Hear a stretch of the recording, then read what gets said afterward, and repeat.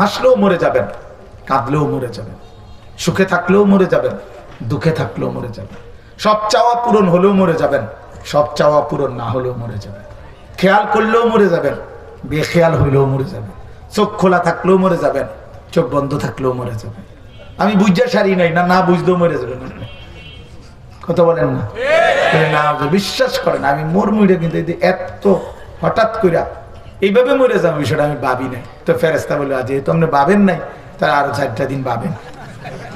আমরা সামনের সপ্তাহে হ্যাঁ ফাইজলামি কি মস্কারি, তাই ফেরেস্তা বলবো ফাইজলামি পাইছে না, সবখানে মস্কারি করতে নাইছে।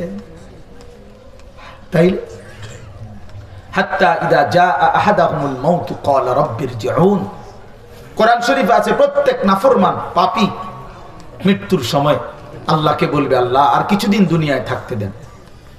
আমি বুঝি নাই মাওলা। আজরাইলকে দেখে মনে পড়ছে, আহা আখিরাত সত্য, পরকাল সত্য। তখন আফসোস করে চিৎকার দিবে আর আল্লাহকে বলবে, আল্লাহ আমরা শুনি না আর কি। তো আল্লাহ তাআলাকে বলবে, রব্বিরজিউন, আল্লাহ আমারে দুনিয়ায় ফেরত দেন, লাআল্লি আ'মালু সালিহান ফীমা তারাকতু। আয় মাওলা, দুনিয়ার হায়াতে যে আমলগুলো ছুটে গেছে সেই নেক আমলগুলো এবার যদি সুযোগ পাই আমি করব। আল্লাহ বলবেন কাল্লা, কোরআন শরীফের আয়াত, কাল্লা কখনোই না, আরে না ফরমান হবে না। এটা আজরাইলকে চোখে দেখাইয়া, আজরাইলকে সামনে আইনা আমি যদি ফেরাউন নমরুদের সুযোগ দিতাম তাহলে সেও বন্দিগি করত। বুঝেন নাই কথাটা? ফেরাউন নমরুদের সামনে রাখলেও সে কি করত, সুযোগ দিলে আরেকবার হায়াত দিলে সেও বন্দিগি করত। কিন্তু আমি দেই না।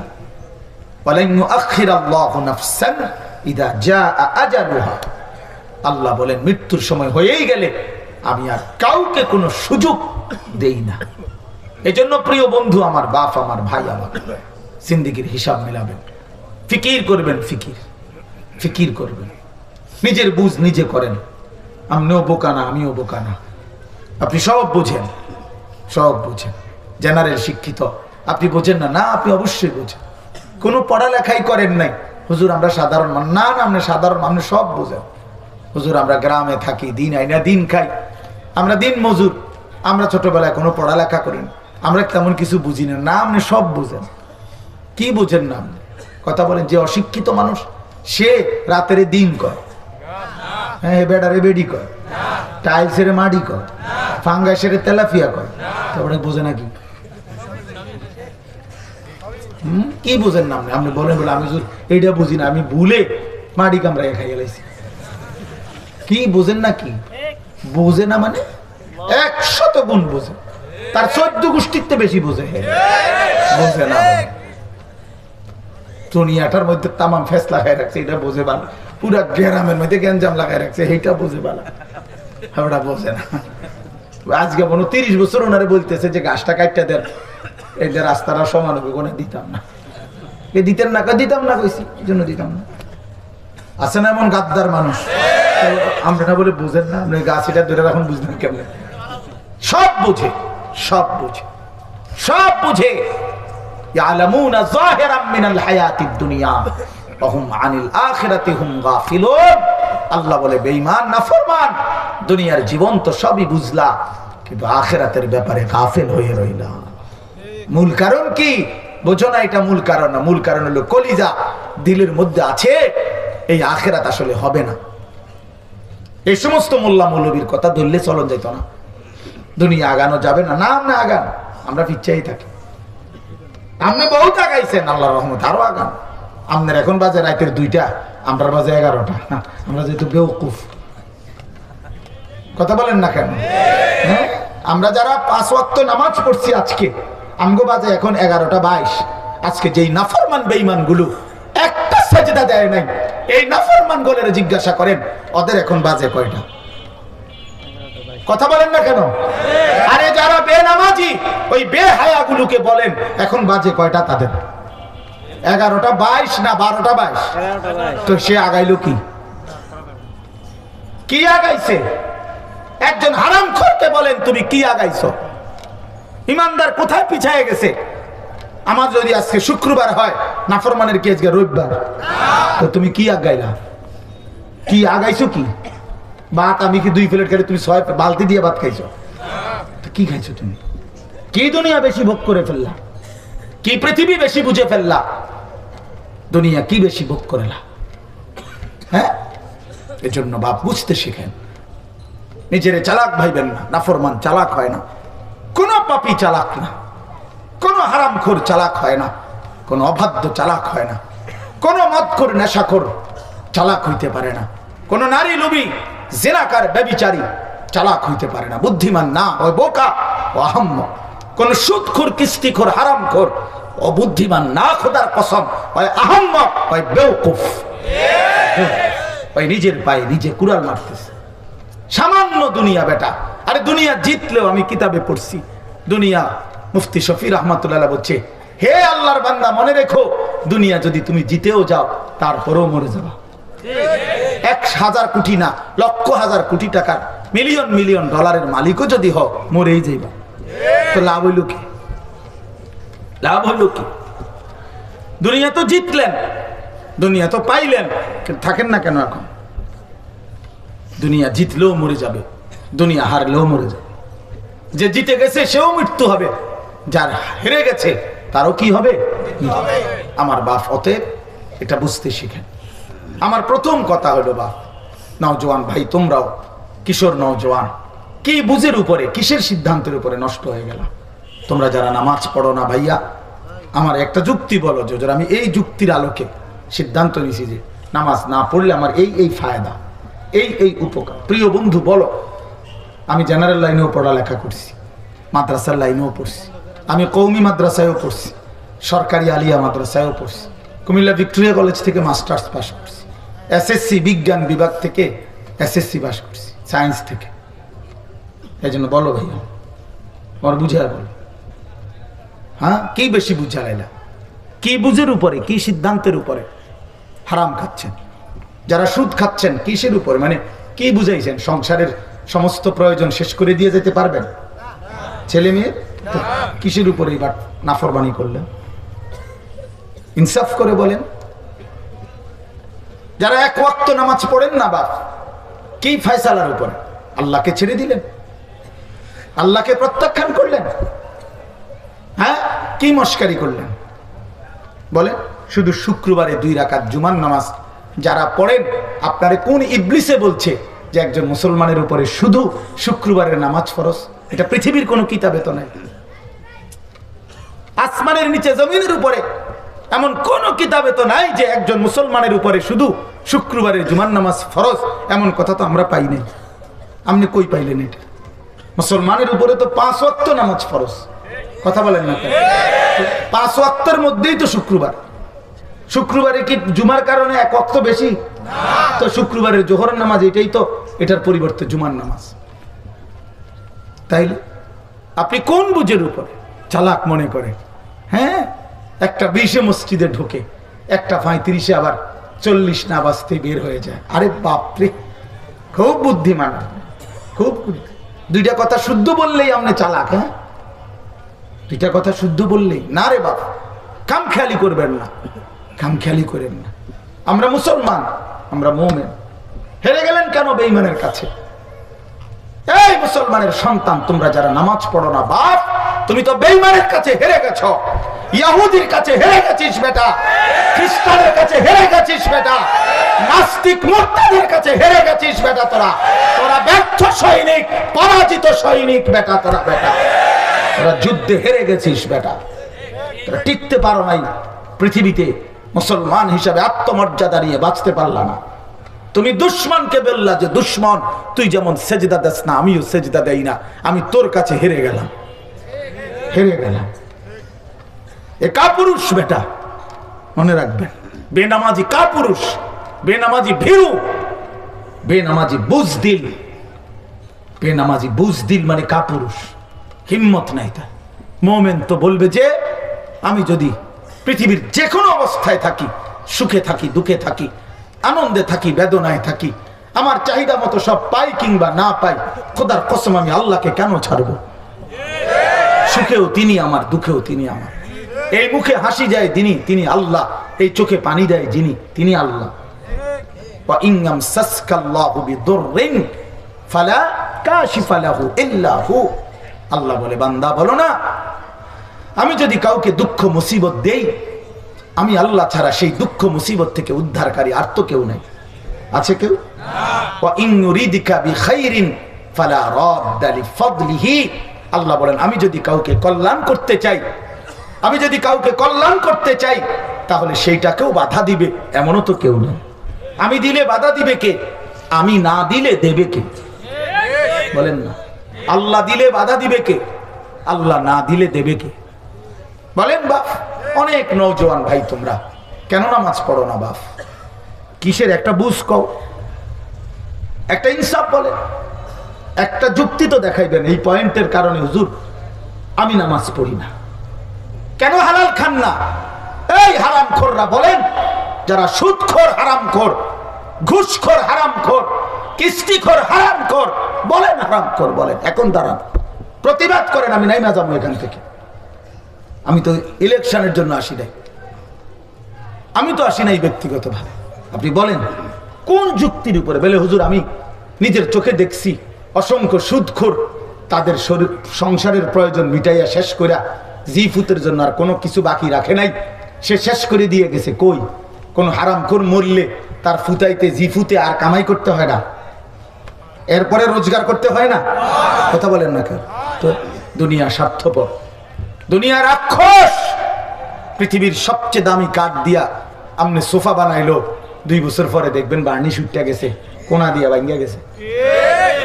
পৃথিবীর সবচেয়ে মজবুত জিনিস ফার্নিচারও 2-4 বছরের ভিতরে আবার এটা লড়ে, এটা লড়ে। ফ্রিজের কোনা দিয়া ফানি পরে, এসি দিয়া ফানি পরে, সিটকারি ভাঙ্গা গেছে। হ্যাঁ, রাক্ষস এই দুনিয়া, শেষ হয় না, শেষ হয় না। আমি 4 কোটি টাকার বাড়ি, ভদ্রলোকের বাড়িতে গেছি, ওনারে ডেঙ্গু জ্বর হয়েছে, ওনারে ফু দিতাম। উনি আমারে কইছে দোতলা তোরটা ফু দিয়ে আইতাম। ওনা তো গেছি, ফু দিতাম। গিয়া বললাম বাথরুমে যাব, অত্যাধুনিক ডুপ্লেক্স বাড়ি। বাথরুমে দেখি যে দরজার যে সিটকারিটা, এই সিটকারিটা আছে, কিন্তু ওই যে বল্টুটা, মানে যেটার মধ্যে সিটকারিটা লাগায়, ছোট্ট যে একটা ছোট্ট বল্টু আছে না, এটা মানে যেটার মধ্যে লাগাবে আর এটা নাই। তা আমি এটা কি এর মধ্যে লাগাইতাম? আমি বসতাম কেমনি বলেন? পরে বালতির মধ্যে পানি দিয়া, বালতি দিয়ে দরজা ধাক্কা দিয়ে তো বসছি, নিজে বুদ্ধি বাইর করছি। আমি নাহলে কি করতাম এখন? তখন বাইরে হয়ে বললাম, ভাই এরই নাম দুনিয়া, সিটকারি আছে বল্টু নাই, এটার নাম কি? এখানে চাই প্রয়োজন থেকেই যায়, এখানে প্রয়োজন। আপনি যেদিন মরবেন সেদিনও আপনার সংসারে অনেক কিছু থাইকে যাবে। হয় নুন নাই, নয়তো পেঁয়াজ নাই, নয়তো আদা নাই, নয়তো রসুন নাই, পরের দিনের বাজার নাই। ঠিক কিনা বলেন না? আপনি জীবনও খোদার কসম আপনার স্ত্রী সন্তানের প্রয়োজন শেষ করে যাইতে পারবেন না। শুধু শুধু ধোকা ধোকা ধোকা। ওয়ামাল হায়াতুদ দুনিয়া ইল্লা মাতাউল গুরুর। বানানেওয়ালা যিনি, রব্বে করিম, যিনি সৃষ্টি করেছেন দুনিয়া, তিনি নিজেই বলেছেন, বান্দা দুনিয়া আমি বানাইলাম, আমি নিজেই বললাম এটা ধোকা। কে বললেন? ওয়ামাল হায়াতুদ দুনিয়া ইল্লা মাতাউল গুরুর। গুরুর মানে ধোকা। রব্বে করিম বলে, বান্দা আমি বানিয়েছি, আমি জানি, আমি আল্লাহ আবার জানি। বানানেওয়ালা কোম্পানি যদি বলে এটা 2 নম্বর, আপনি কেমনে বলবেন এটা 1 নম্বর? কথা বলেন। যিনি সৃষ্টিকর্তা তিনি বললেন ধোকা। ওমা হাদিহিল হায়াতুদ দুনিয়া ইল্লা লাহবুন ওয়া লাইব। রব্বুল আলামিন বলে, বান্দা দুনিয়ার জীবন শুধুই তামাশা, শুধুই খেলাধুলা, খেলনা, মালা ঠোলা। ছোটবেলায় যেই মালা ঠোলা আমরা খেলছি, এখনকার বাচ্চা হয়তো খেলে না, আমরা তো ছোটবেলায় খেলছি মালা ঠোলা দিয়ে। বাচ্চারা একসাথে খেলাধুলা করছি, বিভিন্ন ছোট্ট ছোট্ট বাটির মধ্যে রান্না বান্না করছি, সবগুলো মালা ঠোলা ঘর টর নিজে বানাইছি।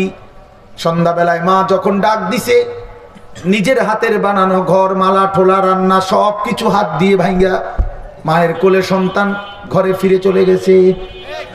রব্বুল আলামিন বলে বান্দা এই ঘর এই জমিন এই আসমান এই গোটা কায়নাত এটা মালা ঠোলা খেলনা। একদিন সময় হবে আমি ইসরাফিলকে বলবো, ইসরাফিল একটা ফু দিবে বান্দা, আমার কায়নাত আমি তছনছ করে ভেঙে ফেলবো। ইজাস সামাউন ফাতারাত, আসমান কাচের মতো চুরচুর করে ভেঙে ভেঙে পড়বে। কোরআন শরীফের আয়াত। কেমনে বুঝলেন না বাপ? আমনে বুঝি চালাক, আমি বুঝি বোকা। নাফরমান বুঝি চালাক, নামাজি বুঝি বোকা। কেমনে ভাবলেন? শ্রেষ্ঠতম কোরআন কিতাব পড়ে কেন মোল্লা মৌলবী বোকা হবে? কেন বোকা না বন্ধু, আখিরাতের ফিকির করে। এই জন্য হারামের পথে যায় না। 10,000 টাকা বেতন, 8,000 টাকা বেতন দিয়ে মালিকের ঘরে খোদার 1 মাস গোলামি করে। কত অভাব থেকে যায়, সংসারের কত প্রয়োজন থেকে যায়, এর উপরও রবের গোলামি ছাড়ে না, মালিকের ঘরের সেজদা ছাড়ে না। যেন বলে আল্লাহ স্বল্পটুকু দুনিয়ায় অল্প কিছুক্ষণের প্রয়োজন, যাই পূরণ হোক বা না হোক আখিরাতে তুমি দিও। আল্লাহ বলে বান্দা সবর কইরো, আমি রব্বুল আলামিন শতভাগ আখিরাত তোমাকেই দিয়ে দেব। উইদ্দাত লিল মুত্তাকিন, আল্লাহ বলে জান্নাত বানানোই হয়েছে মুত্তাকিদের জন্য, ইমানদারদের জন্য, সেজদাওয়ালাদের জন্য। এজন্য বন্ধু, এজন্য কিশোর ভাই, বাপ, নওজোয়ান, মনে রেখো বাপ, দুনিয়া ধোকা, ওই নারী ধোকা, ওই নর্তকী ধোকা, সিনেমার ওই নর্তকী ধোকা, মোবাইলের ওই নারী ধোকা, উলঙ্গ ছবি ধোকা, রাস্তার ওই নর্তকী ধোকা, বেহায়া নারী ধোকা, বেপর্দা নারী ধোকা। যুবক সে নিজেই পাউডার ডলে, নিজেই ফেয়ার এন্ড লাভলি লাগায়, নিজেই মেকআপ লাগায়, আবার নিজেই ঘন্টা 2-1 পরে নিজের রুমে ফিরে, ঘরে ফিরে পানি দিয়ে আবার এগুলা ধুইয়া নিজেই ফেলাইয়া দেয়। যদি তারে বলো বোন এগুলো আবার ফেলে দিচ্ছ কেন, তুমি না এগুলা কি সুন্দরে লাগাইলা, সে বলবে আমি এগুলো রাস্তার বখাটেকে ধোকা দিছিলাম। ধোকা ধোকা ধোকা। ওই বেউকুফ মনে করছে আমি খুব সুন্দর, আসলে আমি উদ্দা, আমি ধোকা। নাইলে কি নালে এবিডি হালাইলো কেন, এটি ধুইলো কেন? কথা বলেন না কেন? এগুলো আস্তর না করে লেবে, একদম ডাইরেক্ট টাইলস লাগাইলে বেডের উপরে দিয়ে, পাউডারের টাইলস দিয়ে দাও, পাউডারে দিয়ে আস্তর দিয়ে লাও। কথা বলেন না কেন? সে যেহেতু ধুয়ে ফেলে দেয়, সে নিজেই বোঝায় আমি ধোকা দিচ্ছি, আমি ধোকা দিচ্ছি, আমি ধোকা দিচ্ছি। তুমি যুবক ধোকা খাইছ, নওজোয়ান ধোকা খাইলেন। আর নারী ছবি, মোবাইলের অস্থির দৃশ্য, উলঙ্গ নাচ, এই বেহায়াপনা যাদের জিন্দিগি, এক নারীর পিছনে, এক মেয়ের পিছনে জিন্দিগি যারা শেষ করে দিছে, খোদার কসম ভাইয়া একদিন রাত ফুরাইলে, একদিন দিনের শেষে, সময়ের আবর্তনে দেখবেন তুমি ধোকাই খাইছো। ধোকাই, শরীরও শেষ, জীবনও শেষ, যৌবনও শেষ, শরীরের সক্ষমতাও শেষ, আখিরাতও শেষ। খাসিরাত দুনিয়া ওয়াল আখিরা, দুনিয়াও বরবাদ হলো, আখিরাতও বরবাদ হলো। অথচ যেই চাহিদা আল্লাহ দিয়েছেন সেই চাহিদা পূরণের ব্যবস্থা আল্লাহই রাখছেন। এটা এমনি মিলতো। যাকে আল্লাহ তৃষ্ণা দিয়েছেন তার জন্য আল্লাহ পানির ব্যবস্থাও করছেন, যাকে আল্লাহ ক্ষুধা দিয়েছেন তার জন্য হালাল খাবারের ব্যবস্থাও আল্লাহ করেছেন। ঠিক শাহওয়াত, মানুষের জৈবিক চাহিদা, যৌন চাহিদা যিনি দিয়েছেন, খোদার কসম তিনি হালাল স্ত্রীর ব্যবস্থাও রেখেছেন। তাহলে যেই চাহিদা আল্লাহ দেয় সেটা পূরণের বৈধ ব্যবস্থাও আল্লাহ তাআলা দিয়েছেন। যিনি সুদ হারাম করেছেন তিনি ব্যবসা তো হালাল করছেন, যিনি মদ হারাম করছেন তিনি মধু তো হালাল করেছেন।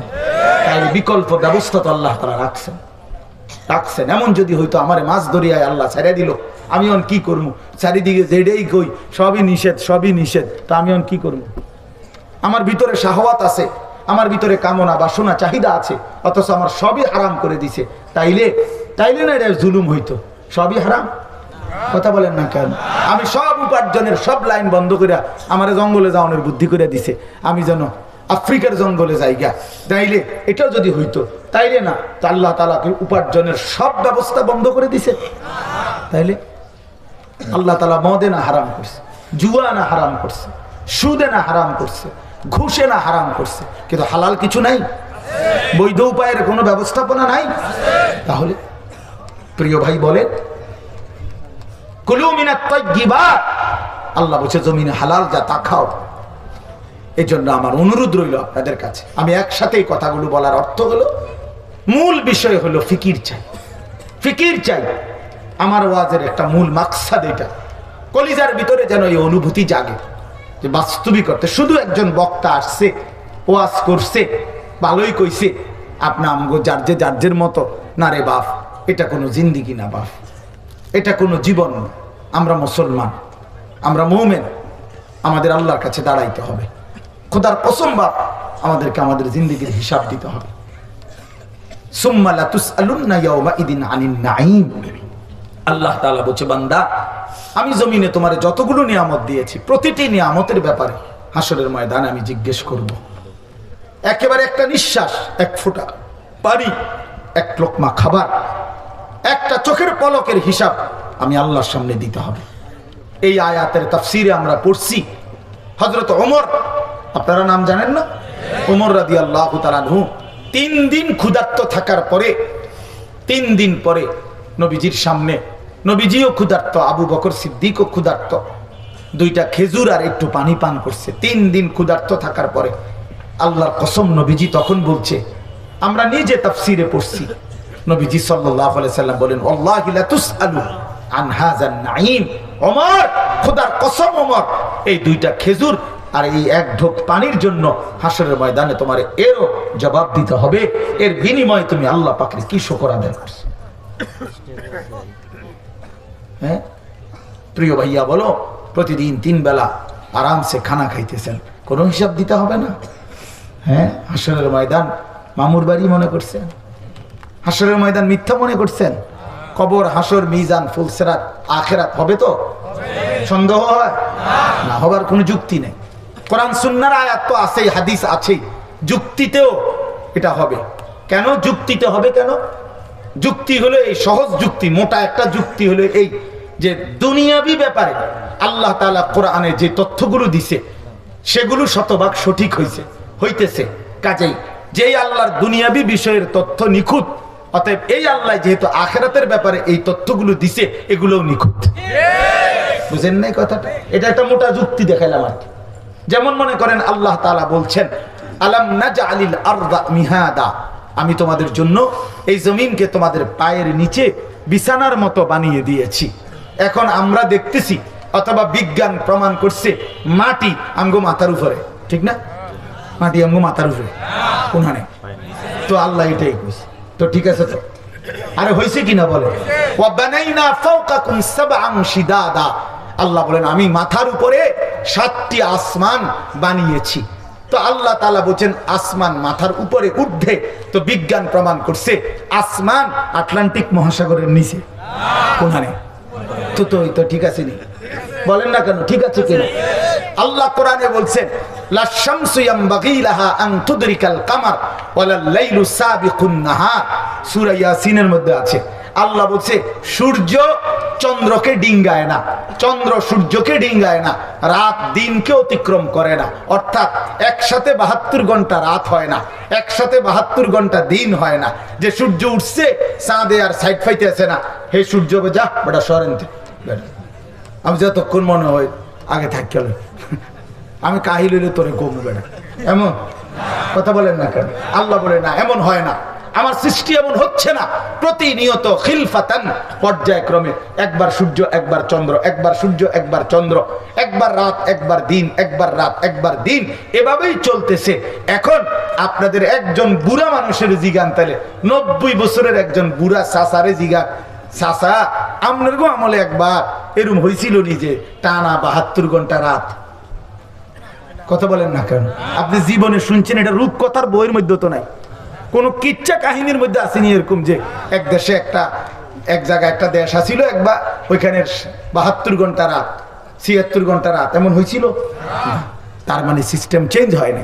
তাহলে আল্লাহ পাক দুনিয়ার ব্যাপারে আর অনেক আছে, যত তথ্য দিচ্ছেন এই আসমান জমিন, চন্দ্র সূর্য গ্রহ নক্ষত্র, আলো বাতাস, আকাশ জমিন, আমাদের ব্যাপারে সবকিছু সঠিক। যেটা যেমনে বলছে নবী, আল্লাহ কোরআন সুন্নাহ এটা যেহেতু সঠিক, অতএব কবর, হাসর, মিজান, ফুলসিরাত, আখিরাত ওই ব্যাপারেও আল্লাহ রাসূল যা বলছে তাও সঠিক। বুঝেন নাই কথা? নারে ভুল হইলে এগুলো ভুল হইতো, বিজ্ঞানের আধুনিক গবেষণায় এগুলো ভুল প্রমাণিত হইতো, যে কোরআনে বলছে এই তথ্য, ইসলাম গবেষণায় প্রমাণিত হয়েছে উল্টাটা। এমন কোনটা? এমন কোনটা আছে কখনো কোথাও শুনছেন আপনি? না। অতএব প্রিয় বন্ধু আমার, বাপ আমার, বুঝতে শিখেন, বুঝতে শিখেন। আমরা কবরের যাত্রী। আপনি এই চূড়ান্ত সত্যকে অস্বীকার করার কোনো সুযোগ নাই। যে সত্য আমাকে গ্রহণ করতে হবে, যেই মৃত্যু আমাকে বরণ করতেই হবে, যেই কবরে আমারে যেতেই হবে, ওটারে পাশ কাইটেন না, ওটারে আড়াল করতে পারবেন না। আপনি অ্যাভয়েড করবেন কিভাবে? এই পূর্বপুরুষের সব যেহেতু কবরে গেছে, আমাকেও যাইতে হবে। তাহলে যেই সত্য আমাকে মুখোমুখি হতেই হবে, যেই মৃত্যুর মুখোমুখি আমাকে হতেই হবে, যেই কবরের মুখোমুখি আমাকে হতেই হবে বাপ, অতএব তার জন্য বুদ্ধিমান বিবেকবান হিসাবে উচিত এটার জন্য প্রস্তুতি নেওয়া। কথা বলেন না? আমার ডায়াবেটিস হয়ে গেছে, এখন আমার দায়িত্ব কি? এখন আমার দায়িত্ব হলো তদন্ত করা যে গত 20 বছরের মাহফিলে কারা কারা আমাকে মিষ্টি খাওয়াইছে, এই সমস্ত লোককে বিচারের মুখোমুখি করা, যে আপনাদের এই অব্যাহত মিষ্টি খাওয়ানোর কারণে আজ 21 বছর পরে আমার কি হয়েছে? ডায়াবেটিস হয়েছে। এটাই তো দায়িত্ব নাকি? এটাই তো দায়িত্ব। পাগলের কথা এটা। হ্যাঁ, তাহলে এইটা কি আমার জিম্মাদারি? না, আমার জিম্মাদারি হলো ডাক্তারের সাথে এখন পরামর্শ করা, যে ডাক্তার সাহেব যেটা হবার তো হয়েই গেছে, ডায়াবেটিস। এখন আমাকে সামনের সময়টা আমি কিভাবে চললে স্বাভাবিক থাকতে পারবো, বাকিটুকু হায়াত আমার এই ফর্মুলা বলে দেন। এটাই না? কথা বলেন না, এটাই কিনা? তো তাহলে মৃত্যু আমাকে বরণ করতেই হবে, কবরে আমারে যাইতেই হবে। এটা যেহেতু স্পষ্ট, এটা যেহেতু ক্লিয়ার, এটা যেহেতু নিশ্চিত, অতএব আমার জিম্মাদারি হলো যে এখান থেকে বাঁচা যায় কিভাবে, মৃত্যু থেকে, কবর থেকে কিভাবে বাঁচা যায়, এটার কৌশল বাইর করা। আরে আবার শুনেন, আপনি যখন নিশ্চিত হলেন মৃত্যুবরণ করতেই হবে, আপনি যখন নিশ্চিত হলেন কবরে যাইতেই হবে, এখন আমার দায়িত্ব কি? এই কৌশল খোঁজা যে মৃত্যু থেকে কিভাবে বাঁচা যায়, কবর থেকে কিভাবে বাঁচা যায়। এই বুঝছেন নি আমার কথা? এখন আপনি এই কৌশল নিয়ে খুঁজবেন। কেমনে খুঁজবেন? আপনি আপনার থেকে বালা বালা বেড় বুদ্ধিমান গেছে গা কবরে, আপনার থেকে বড় বড় ক্ষমতাবান চলে গেছে কবরে, আপনার বেল আসেনি, আপনার পাত্তা আসেনি মিয়া। তাইলে কি করতে হবে?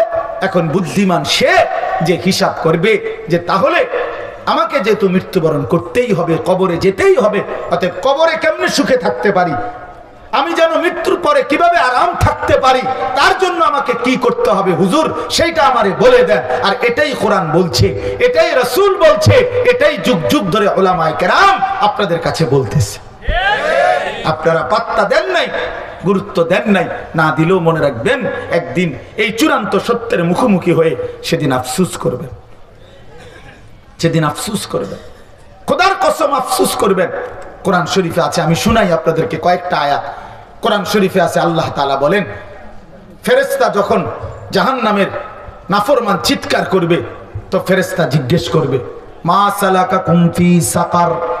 এই যে আল্লাহ বলেন, ফেরেশতা জিজ্ঞাসা করবে, এই বেঈমান, তোরে কে জাহান্নামে ফেললো, কেন জাহান্নামী হলি?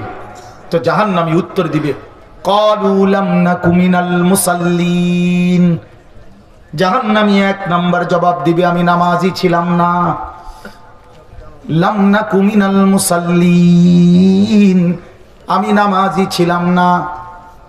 তাইলে সেদিন স্বীকৃতি দিবে কেন জাহান্নামী হলো, নামাজ পড়ে নাই। কোরআনুল কারীমে আল্লাহ বলেন, কাল্লা ইযা বালাগাতিত তারাকি ওয়া কিলা মান রাক। রব্বুল আলামিন বলেন, নাফরমান পাপী মালাকুল মউত আজরাইল যখন জান কবজ করতে আসবে, তখন নাফরমান পাপীর রূহটা আজরাইল এসে কলিজা থেকে রূহটা ধরে একটা টান দিয়া ছিঁড়ে ফেলবে, রূহটা ছিঁড়ে ফেলবে। ছিঁড়ে ফেললে রূহটা কণ্ঠনালীর কাছে এসে দাঁড়াবে, এখানে কণ্ঠনালীর কাছে এসে আটকায় যাবে। রাসূলুল্লাহ সাল্লাল্লাহু আলাইহি ওয়াসাল্লাম বলেন, আমি আপনাদের একটা জিনিস বুঝাইলে সহজে বুঝবেন। এই যে দেখেন এই টিস্যু পেপার, এটা টান দিলে খুব সহজ, এই যে বের হইতেছে খুব সহজে কিনা, কথা বলেন না? আচ্ছা, এটা বাদ দেন। এবার এইখানে দেখেন আর একটা পলিথিন আছে, এই যে এখানে দেখছেন, মানে এটার লগে টাইট হইয়া লাগিয়া রয়েছে। এইটা যদি কেউ খুলতে চায় তাহলে টান দিলেই তো বের হয়ে যাবে। কি করতে হবে? এটার টাইন না ছিটতে হবে। এই যে দেখছেন, এরকম টাইনা ছিটতে হবে না। খোদার কসম নবীজি বলছে, নাফরমান পাপীর রুহু কণ্ঠনালীর মধ্যে আটকাইয়া থাকবে, এই রুহু বের হতে চাইবে না। মালাকুল মউত আজরাইল খপ করে ধরে টাইনা হেসরাইয়া ছিঁড়া এরপরে বের করবে। আল্লাহ কসম। এখন কেন এই নির্মম মৃত্যু হলো? কেন এইভাবে তার রুহু ছিঁড়া বাইর করলো কেন? খোদার কসম আল্লাহ কোরআনে বলছে, কারণ দুইটা। এই নাফরমানের মৃত্যু এমন ভয়ানক হলো কেন? আল্লাহ নিজে বলেন, ফালা সাদ্দাকা ওয়ালা সাল্লা, এই বেঈমান আমি আল্লাহরে বিশ্বাস করে নাই, ওয়ালা সাল্লা, এবং নামাজ আদায় করে নাই। এজন্য দোস্ত, তোমরা যারা নামাজ পড়ো না, মনে রাখো এই বন্ধুর কথা, বেনামাজি তোর কলজার থেকে রুহু ছিঁড়া টাইনা ফেলে দিবে তোরে। তখন বুঝবা বন্ধু। খাও, ভাত খাও, ঘুম যাও, দুনিয়া ভোগ করো, নারী দেখো, ছবি দেখো, নাচ দেখো, উলঙ্গ দৃশ্য দেখো, সারা রাত মোবাইলে জিনা ব্যভিচারের দৃশ্য দেখো, সারা সকাল ঘুমাও, ফজর নামাজের খবর নাই, জোহরের নামাজের খবর নাই, এশার নামাজের খবর নাই, এক ওয়াক্ত নামাজের সেজদা যার কপালে নাই, কোনদিন খোদার 365 দিনে কোনদিন ফজরের নামাজ পড়ে না, একটা দিন কোনদিন ফজরের নামাজ পড়ে না। আল্লাহর কসম বন্ধু, আরেকবার আমি জানতে চাই, আমি স্পষ্ট বলতে চাই, 365 দিনে যে কোনদিন ফজরের নামাজ পড়লো না, তুমি মানুষের বাচ্চা কিনা আমার এটা সন্দেহ হয়। বেটা, তুমি মুসলমানের বাচ্চা কিনা এটা বোঝা উচিত। ইনসাফ করে। জি জি, এটা ইনসাফের সাথে বোঝা উচিত, এটা ইনসাফের সাথে বোঝা উচিত। 365 দিন আপনি ইনসাফের সাথে ভাবেন, খোদার একটা বছর কোনদিন ফজরের নামাজ পড়বে না। হায় হায়, এটা কি আশ্চর্য মানুষ। আরে মুসলমানের বাচ্চা, তুই এভাবে আল্লাহরে ভুললি কেমনে? এই মায়ের সন্তান, আল্লাহরে এভাবে ভুললি কেমনে বন্ধু? কেমনে রে ভুললি ভাইয়া? মাকে মানুষ এতদিন ভুলে থাকে, বাপকে এতদিন ভুলে থাকে মানুষ। হ্যাঁ, কোন মা যদি বলে 6 মাসের পরে, ফুত তুই কেমনে রে পারলি? ফুত তুই আমারে একটা ফোন দিলি না গত 6টা মাসে, তুই কেমনে পারলি? আমি কি তোর সেই মা না যে মা তোরে আমি 9 মাস গর্ভে ধারণ করেছি? আমি তো সেই মা যে মা তোরে 2টা বছর বুকের দুধ খাওয়াইছি। এই কথা বলে যদি কোনো মা কাঁদা দেয়, আমার বাপ বলেন তো, পাষাণ সন্তানের কলিজাটা অত নরম হয়ে যাবে। হবে কি না বলেন? হবে না? তো রব্বুল আলামিন জানতে চাইছে, ইয়া আইয়ুহাল ইনসান মা গাররাকা বিরাব্বিকাল কারীম। আল্লাহ বলছে, বান্দা, আমার মতো দয়ালু মেহেরবান মাওলা, যে তোমারে খাওয়াইলাম, পরাইলাম, অন্ন দিলাম, বস্ত্র দিলাম, রিজিক দিলাম, খাদ্য দিলাম, পানীয় দিলাম, আসমান দিলাম, জমিন দিলাম, চন্দ্র সূর্য গ্রহ নক্ষত্র, আলো বাতাস রোদ বৃষ্টি 24 ঘন্টা দিলাম, শরীরের সক্ষমতা দিলাম, প্রতিটা নিঃশ্বাসের যোগ্যতা দিলাম, এমন দয়ালু, এমন মেহেরবান মাওলাকে ছেড়ে তুমি কেমনে ধোকা খাইলা বান্দা? মা গাররাকা, কে তোমাকে ধোকা দিল? আমি আল্লাহর চাইতে কোন বন্ধু পেলা? আমার চাইতে আপনজন কাকে পাইলা বান্দা, যাকে পেয়ে আমার মতো মাওলাকে ছেড়ে দিলা? বলো ভাইয়া, বলো বাপ, যারা নামাজ পড়েন না, যারা আল্লাহকে ডাকেন না, যারা হালাল হারাম বলতে কিছুই বুঝেন না, কেমনে ভুলে গেলেন আল্লাহকে? মা গাররাক। আল্লাহ জিজ্ঞেস করছে, বান্দা আমার মতো মাওলাকে কেমনে ভুলে গেলা? হযরত মাওলানা তারেক জামিল সাহেব বলছে, আল্লাহ যেন এরকম কাছে আই না, মাথায় পিঠে হাত বুলাই এক আপন মায়ের মতো যেন বলতেছে, এই বান্দা কেমনে রে পারলি আমারে ভুলে থাকতে? একটা বছর কোনোদিন আমার ফজরের সেজদা দিলি না, একটা দিনও জানলিও না আমার ভোর হয় কখন, আমি সূর্য উঠাই কখন, আমার ফজরের আজান হয় কখন, কোনোদিন শুনলি না? কেমনে পারলাম? বলো ভাইয়া। এই জন্য দয়া করে এই রাত গভীরে ভাবতে শিখেন। একজনই ভাবেন, আমি আবারও বলছি, আমি সংখ্যার কাঙ্গাল না, খুব বেশি কম এটা আমার কোনো মাথা ব্যথা না, কিন্তু একজন হলে একজনই ভাবেন। একটা যুবক ভাই তুমি ভাবো, কেন সেজদা দিলাম না? কেন নামাজ পড়লাম? দিন রাত কত হাজার নারী দেখলে তোমার তৃপ্তি হবে ভাইয়া? কত উলঙ্গ ছবি দেখলে তোমার স্বস্তি হবে ভাইয়া? তোমার শখ মিটবে কোন দিন? তোমার তৃপ্তি হবে কোন দিন? খোদার কসম, গুনাহ তৃপ্তি দেয় না। সারা পৃথিবীর সব নারী উলঙ্গ করে দেখলেও তোমার তৃপ্তি হবে না। সারা সব সাগরের পানি মদ বানায় দিলেও নেশাখোরের তৃপ্তি হয় না, তৃপ্তি হয় না। জুয়ারি কখনো তৃপ্ত হয় না, নেশাখোর কখনো তৃপ্ত হয় না, হারামখোর কখনো তৃপ্ত হয় না। এই জন্য আমি অনুরোধ করছি, আমরা প্রত্যেকেই ফিকির করি আমাদের জিন্দিগি আখেরাত। আমরা মুসলমান, আমরা মুমিন, আমরা মুমিন। কোরআন শরীফে আছে, আল্লাহ তাআলা জিজ্ঞেস করছে, ফাবি আইয়ি হাদিসিম বাদাহু ইউমিনুন। প্রিয় ভাই, আমার এই শেষের কথাগুলো শুনেন। আল্লাহ তাআলা বলছে, বান্দা আমি 23টা বছর কোরআন নাজিল করেছি। আল্লাহ নিজে 23 বছর কোরআন নাজিল করছে। আল্লাহ বলছে, বান্দা আমি কোরআনে এক একটা কথা বারবার বারবার বলছি, এতবার বললাম, এতভাবে বললাম, আমার রাসূলের মাধ্যমে বললাম। আমার বন্ধু 23টা বছর চোখের পানি ফেলছে, তোমাদের দুয়ারে দুয়ারে, দাঁড়ে দাঁড়ে আখিরাতের কথা ফেরি করছে।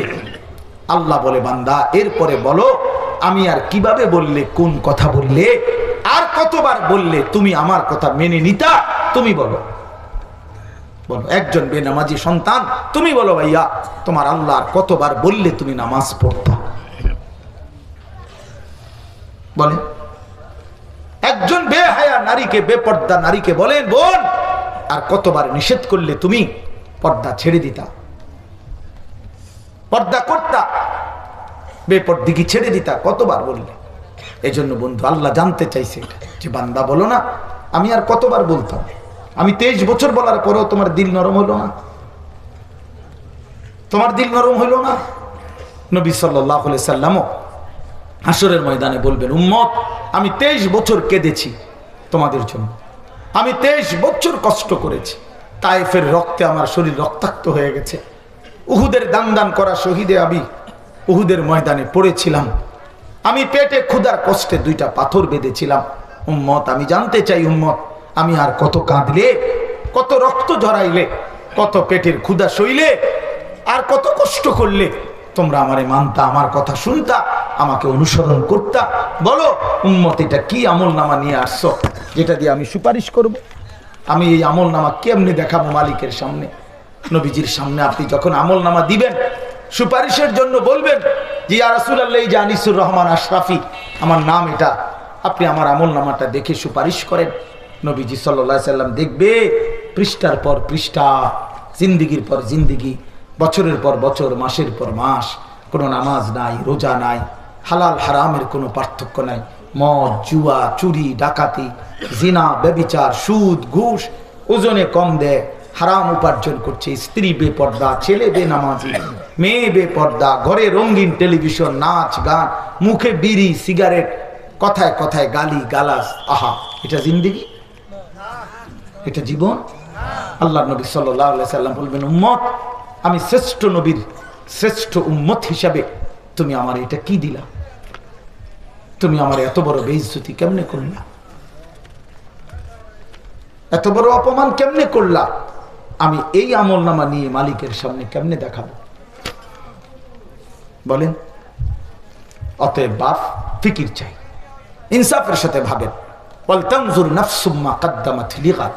আল্লাহ বলছে, বান্দা ভেবে দেখো আজকের দুনিয়া থেকে আগামীকালকের আখিরাতের জন্য কি পাঠিয়েছো। নবীজি বলছেন, আল কাইয়িসু মান দানা নাফসাহু ওয়া আমিলা লিমা বাদাল মাউত। বুদ্ধিমান সে যে নিজের হিসাব করে এবং মৃত্যু পরবর্তীর জন্য আমল করে। নবীজি বলছে, নবীজিকে জিজ্ঞাসা করছে, মান আকিয়াসুন নাস, সবচেয়ে বুদ্ধিমান কে?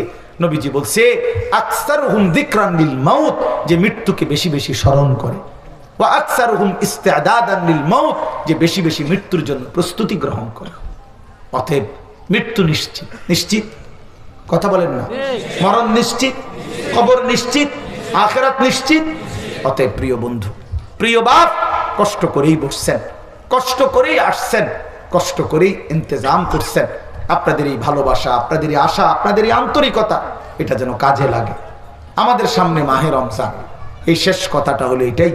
যদি ভাবেন, যদি বুঝেন আসলেই আমার আখিরাত সুন্দর করা দরকার, দেখতে দেখতে আমার হায়াতের লম্বা সময় চলে গেছে দুনিয়া দুনিয়া করতে, গুনার নাফরমানিতে। আমার আখিরাত দরকার, তো ঘুরে দাঁড়ান। আরেকবার ঘুরে দাঁড়াইয়া এবারে রমজানকে সামনে রেখে গুনাহ ছেড়ে দিয়ে আল্লাহর ইবাদত, পুরো একটা মাস রমজান সুন্দর করে আল্লাহর হুকুম পালন করেন। সবগুলো গুনাহ ছেড়ে দেন। চুরি, ডাকাতি, জেনা, ব্যভিচার, মদ, জুয়া, সুদ, ঘুষ, নারী, ছবি, সমস্ত অশ্লীলতা, বেহায়াপনা, হারাম উপার্জন। প্রিয় ভাই, আমি একজনের আশায় বললাম, একজনের আশা। আমি 1 লাখ দিয়ে করবোটা কি বাপ?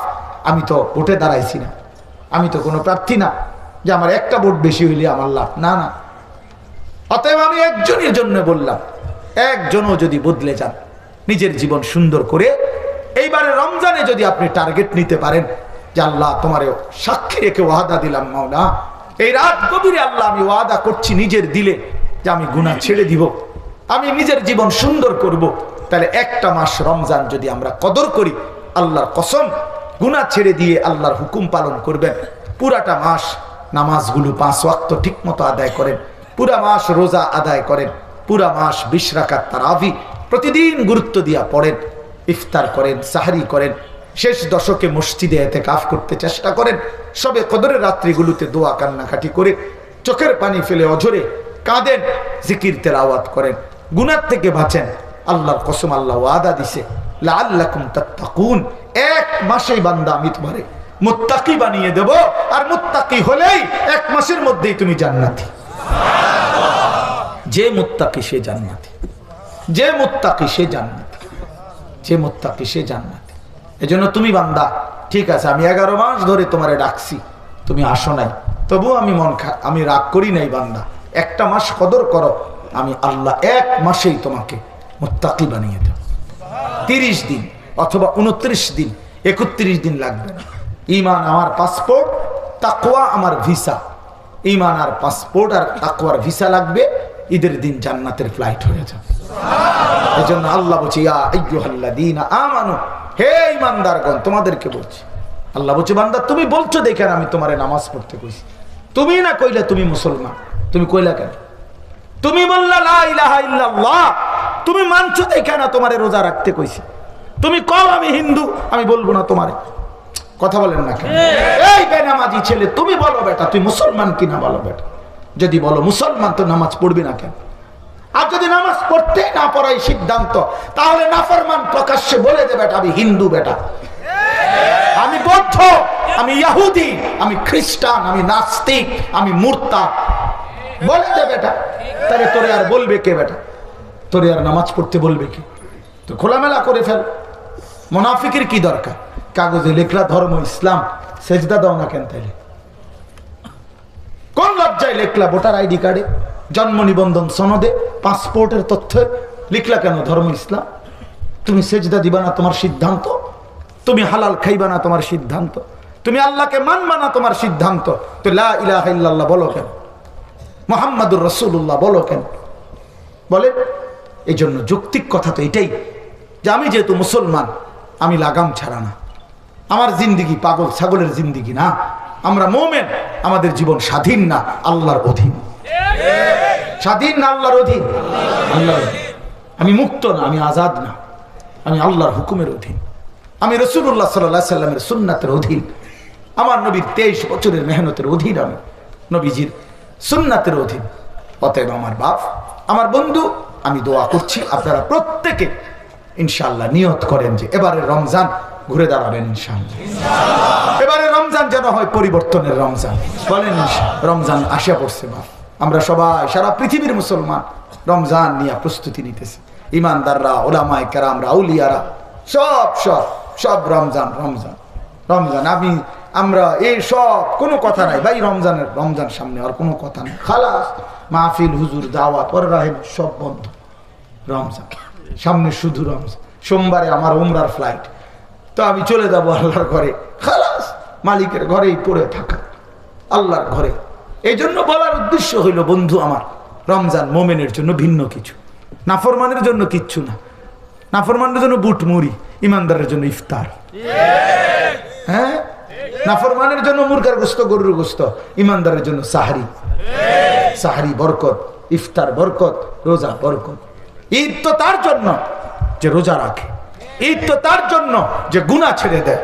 কোন নাফরমান বাটপার, কোন হারামখোর সুদখোর, কোন বেহায়া বেপর্দা নারী পুরা রমজান যেগুলা বাজারে বাজারে মার্কেটে মার্কেটে ঘুইরা জুতা কিনছে আর শাড়ি গহনা কিনছে, এই সমস্ত নারীদের জন্য, এই সমস্ত পুরুষ যারা হালাল হারামের তমিজ করে নাই, খোদার কসম এদের জন্য কোনো ঈদ নাই।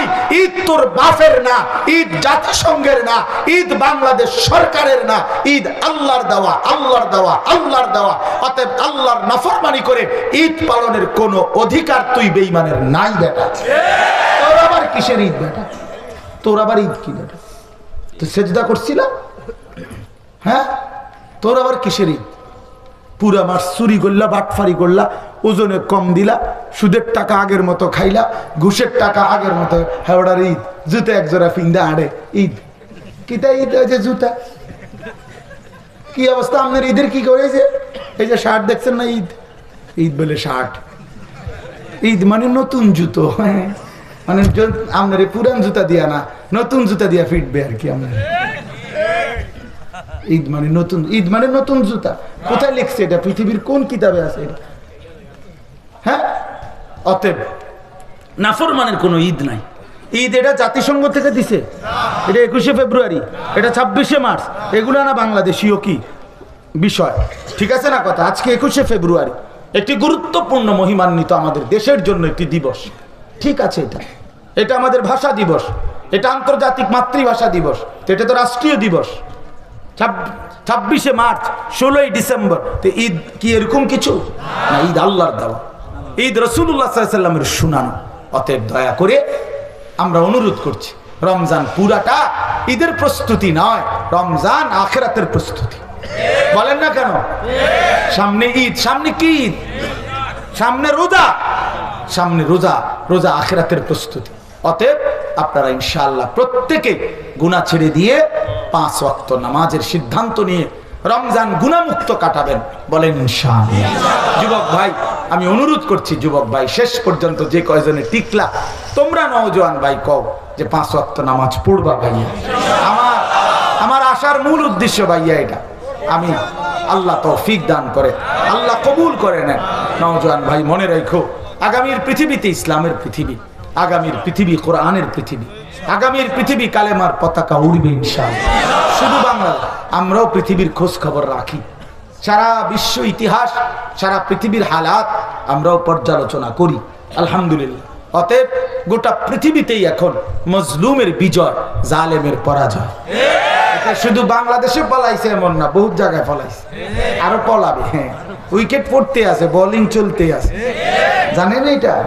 বোলিং কররা বোলিং, হ্যাঁ বোলিং চলতেছে সারা বিশ্বে, সারা বিশ্বে মজলুম বোলিং করতে আছে এবং জায়গায় জায়গায় উইকেট পড়তেছে, আরো উইকেট পড়বে ইনশাআল্লাহ। ইসরায়েলের কুত্তা হেরেই যাবে ইনশাআল্লাহ। মজলুম ফিলিস্তিনের বিজয় হবেই হবে ইনশাআল্লাহ। মনে রেখো দোস্ত, একদিন ঘুম থেকে উঠা শুনবা ফিলিস্তিনের গাজার ইমানদাররা বিজয়ের হাসি হাসতেছে, আর ইসরায়েলের কুত্তারা হেরে গেছে, হেরে গেছে, হেরে গেছে, হেরে গেছে। এজন্য দয়া করে সারা পৃথিবীতে ইনশাআল্লাহ ইমানদারের বিজয়ী হবে। আফগানিস্তানে কালেমার পতাকা উঠছে, সিরিয়ায় কালেমার পতাকা উঠছে, অতএব পৃথিবীর অন্যত্র কালেমার পতাকা উড়বে ইনশাআল্লাহ, উড়বে ইনশাআল্লাহ।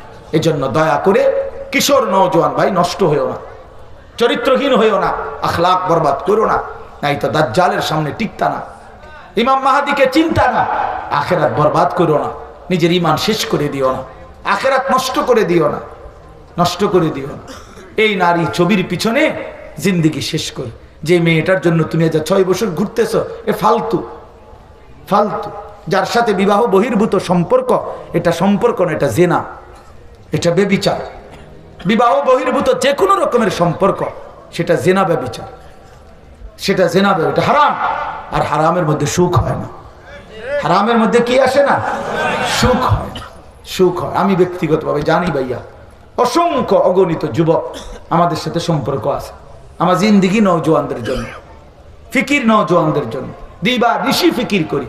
এজন্য আমরা তো শুনি কি হালাত, আহা ভাইয়া কষ্টের জিন্দিগি হবে। হারাম নারী সুখ দিবে না, বেহায়া নারী সুখ দিবে না, বেপর্দা নারী ইজ্জত দিবে না, সুখ দিবে না। আল্লাহ আমাদেরকে বুঝার তৌফিক দান, আল্লাহ আমাদেরকে কবুল করে নেন। আজকের এই মাদ্রাসায় মারকাজুদ দাওয়া কাশিফুল উলুম মাদ্রাসা আল্লাহ তাআলা কবুল করে। অনেক কষ্ট করে ফিকির করে মাদ্রাসাটা চালাইতেছে। হ্যাঁ, আমার ভাই জুবায়ের ভাই বলছেনও আপনাদের কাছে সবাইকে নিয়ে মাদ্রাসা করতে চাচ্ছে। তা আমরাও চাই মাদ্রাসার একটা স্থায়ী জায়গার ব্যবস্থা হোক, মাদ্রাসায় আরো ছাত্র বাড়ুক, মাদ্রাসায় আরো উস্তাদ বাড়ুক, ইনশাআল্লাহ আল্লাহ তাআলা কবুল করে নেন। মাদ্রাসার প্রতিবেশী ভাই মাহবুব অসুস্থ, মোহতামিম সাহেবের চাচা মারা গেছেন।